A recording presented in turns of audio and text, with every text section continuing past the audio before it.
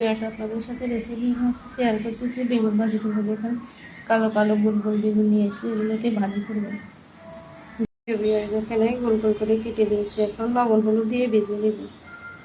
দেখেন লবণ হলুদ দিয়ে মেখে নিয়েছি, এখন ফ্রাই প্যানে দিয়ে দেবো। দেখুন গোল গোল করে বেগুন ভাজি করতেছি কালো বেগুনকে।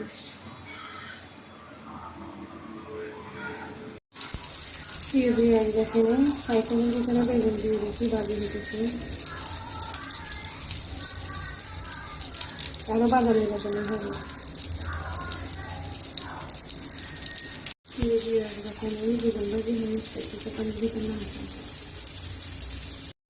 দেখেন আমার বেগুন ভাজি কমপ্লিট হয়ে গেছে। বেগুনে বেগুনের মধ্যে খুব সুন্দর দেখতে পাচ্ছেন। তারা সবাই ভালো থাকবেন, সুস্থ থাকবেন। আমার চ্যানেলটি বেশি বেশি করে সাবস্ক্রাইব করবেন, লাইক কমেন্ট শেয়ার করবেন।